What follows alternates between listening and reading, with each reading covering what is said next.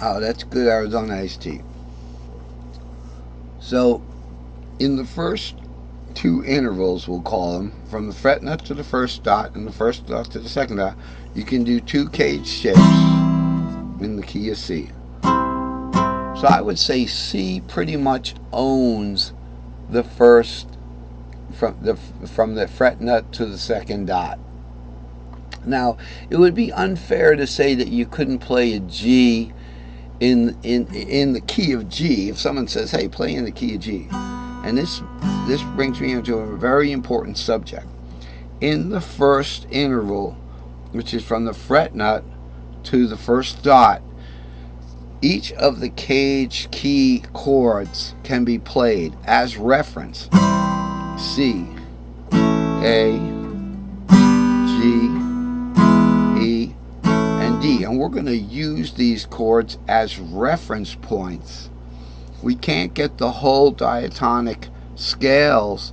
We can only get the diatonic scale of the C. We can get it of the G if we hit this B outside of the first cage. We can get it, okay, but I haven't listed the G there for argument's sake, because it's more important to learn how the intervals between the dots are actually keyed entry points to keys that you're going to play in. And the point is that let's look at the second interval. The first interval is from the fretnut to the first dot. The second interval is from the first dot to the second dot. We have C. Now let's look at the third interval, rather, from the A dot to the B dot. Okay, so you've got this A note and you got a B note. Alright, so what is A the fifth and the sixth of? What is A and B the fifth and the sixth of? The key of D. So right there, this interval between the second dot and the third dot is the keyed entry point for the key of D. Right there. That's important. And similarly, we go up from the B dot to the C sharp dot. We have the keyed entry point for the key of E between B and C sharp in the A shape. So we have three A shapes in a row. So let's look at what we have in the first two intervals from the fretnut to the first dot and the first dot to the second dot is all owned by the key of C properly.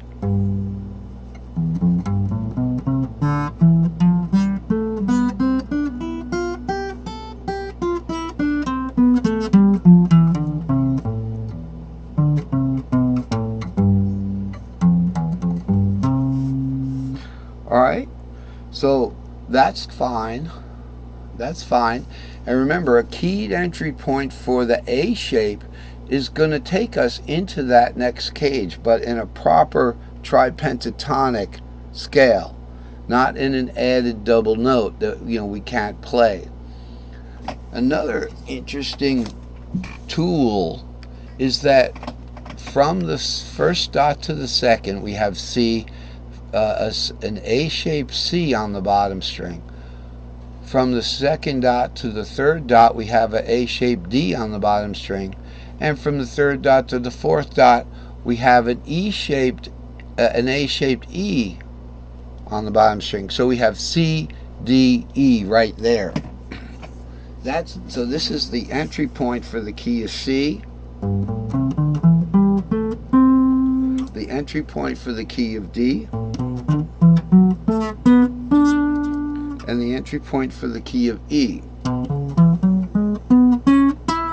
Now I'm going to play them again, but this time I'm going to use the open chords as reference.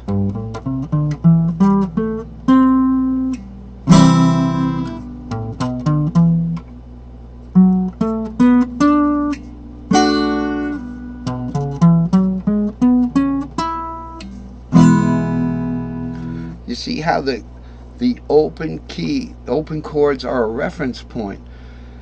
So let's look at E. This is an E-shaped E, and we have an A-shaped E up here. So in cage you have an E. E goes to the D shape. D goes to the C shape. right here, right? And then C goes to the A shape. So it gives us an interval point where we can use caged shapes in between the base shape. So E is E shaped, A is A shaped. So where's our little A shaped A? We don't have an A entry point there. Okay, we don't have an A shaped A entry point, but we have a C shaped. We have an A-shaped C entry point. We have an A-shaped D entry point. We have an A-shaped E entry point. So, in between the A and the B, we have our A-shaped D entry point. Okay, so we've got our A-shaped D, and we have our D-shaped D. See how it's a reference point? D-shaped D, A-shaped D. Look at cage. D, C, A. C is in the middle of that. C is in the middle. There's your A. So now in the key of D, you know, you got your D, your A-shaped D. You've got your C-shaped D.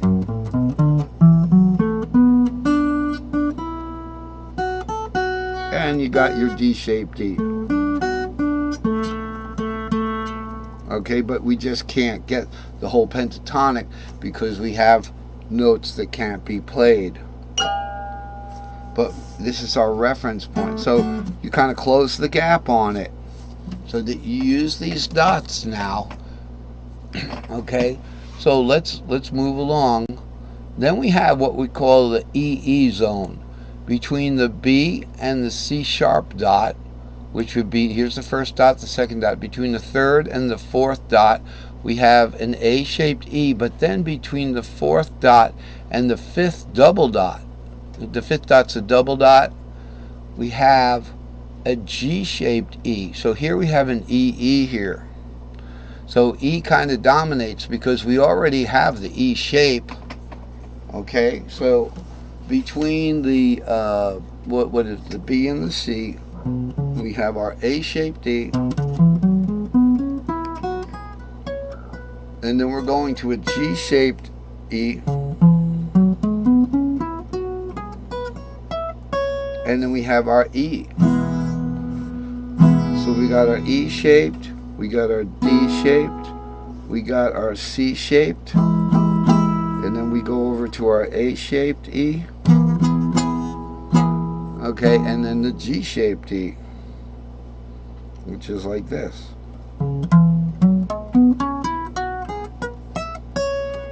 So that's kind of a big gap to close.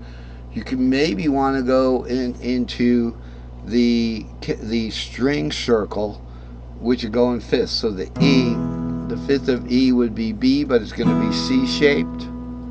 Okay, so we're going to need some isolation there, and then we start a C shape.